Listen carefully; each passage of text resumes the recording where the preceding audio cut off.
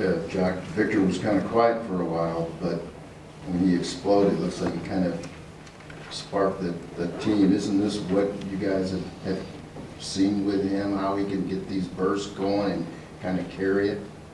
He was special. It was fun to be a part of. I told those guys that he played a lot of the first and the beginning of the second a little bit, and I didn't put him back in before the half, and hoping that he would have a lot of juice for us in the second half, and boy, did he have a lot of juice. Just getting to the rim, just making big plays defensively. He sparked us, some breakaways, steals, so it was good in a lot of ways.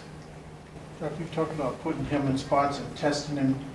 Aaron had gone out hurt, Nick had just fouled out, and you kind of needed somebody, and he kind of took the bull by the horns there, didn't he? He did, and he got what he wanted to on both ends of the floor, whether he was defensively getting into a guy, using his strength to do that, or on the offensive end. I didn't call a lot of timeouts, a lot of different places where we let him go, and it was his decision making. Jacque, Victor played the entire fourth, both overtimes when he was on the bench. Is that indicative of a plan you have going forward now in the second half of the season, or was that simply a product of Victor being on a hot streak? I just went with Vic tonight.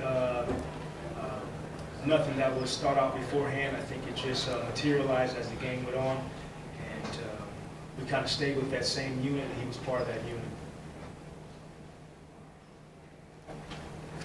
Forgot. Okay. Jacque, you've been 3 OTs against Chicago, 2 OTs against Philly. This was the 5th time, but this first one that you've won in overtime. How nice is it to go through one of these long games and find a way to win it at the end? It feels good. We were down 14 at one point. We could have hung our heads then. In the overtime, we could have hung our heads. We missed a couple layups at the rim. Could have hung our heads again, but we still kept pushing each other and pulling for each other, and good things happened.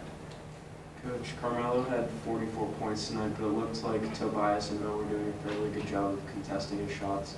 Could you just talk about the job that you think they did on the team? It's a mental war when you guard great players in this league.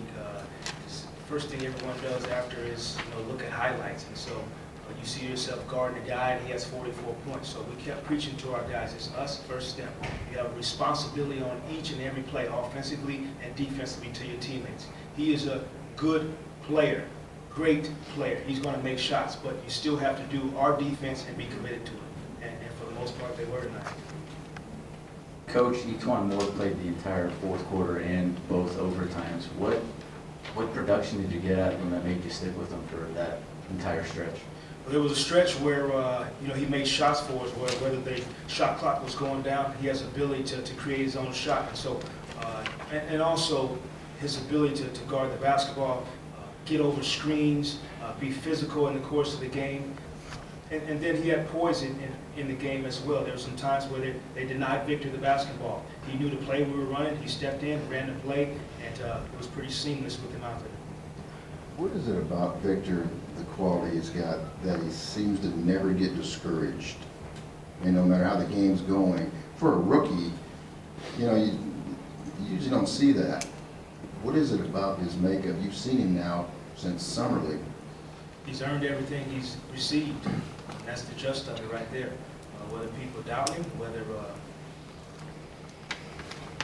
where he comes from, how he got to Indiana, how he got to here, he's earned it. And that's the mentality he has to continue to keep driving.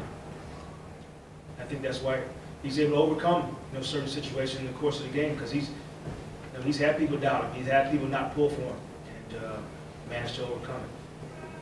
Jacque, we recognize that you were busy out there in that second overtime, and then you had maybe a couple minutes in the locker room. What's the report that you see on Aaron and his left ankle, and what did you see about how those young guys played once Aaron left, when Gutrich fouled out, and without a regular starter like Glenn on the court? Yeah, he day to day, as far as the ankle's concerned, we'll keep looking at him, right? So he's back with the doctors right now. I talked to him right afterwards, and he was actually going to see our doctors again. Right ankle is the sprain.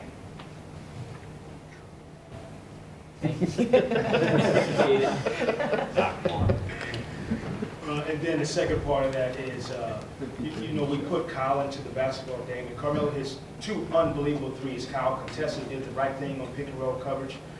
But at the same time, we run a pick and roll, and Kyle is giving the ball at the free throw line. He calmly makes a 17-foot jumper. So that's pretty special for him to come off the bench with Nick playing as well as he did and just fit into the game. Then Maurice to come in and defensively be able to play J.R. Smith at the end of the game. They both did their jobs tonight. Coach, Jameer's been in single digits the last 8 games now, I believe, after tonight. Do you see him becoming just more of a playmaker now, not looking for a shot? I mean, why is his individual scoring offense not up to par these last few games, do you I think? think he's been doing different things for us. I know a few games he's had double-digit assists throughout that stretch as well. And so, you know, there's opportunities for him to play make. And then, you know, when we have 2 smalls on the floor at the same time, I think that's going to help him make shots because he doesn't have to have the basketball in his hand all the time. And but I think tonight he had good looks at the rim also, and patches of the season sometimes you just don't make shots. Jacque, we've asked you numerous times. You've won 6 out of 7 at home, and now you're getting ready to go on the road again. How do you take this on the road with you? Toronto, Philly, Washington. How do you take this with you? I mean, I know it's been a struggle. And we'll continue to, you know, preach the same thing, that you have to be extremely disciplined on the road. That's what it boils down to. Your preparation, not missing the box out, sprinting the floor, knowing your assignment, and extremely disciplined. And so hopefully we can have a little bit of carryover as far as our mental approach is concerned. Coach, would you say that's the best job you've done attacking Tyson Chandler in the Knicks front court? You beat them points in the paint 54-28, 10-2 in the overtimes. Just talk about the relentless attacking you did in the paint. I just love how aggressive we are. We talked about getting to the paint with Tyson there or not. This team's embarrassed us a few times. I know they did in December. So I love the fact that our guys were ready to play tonight and had a lot of fight in them. One more, okay? Wasn't sure if you've been asked this before, but what was your technical foul over? My technical. I don't know, Ken. Have a good night.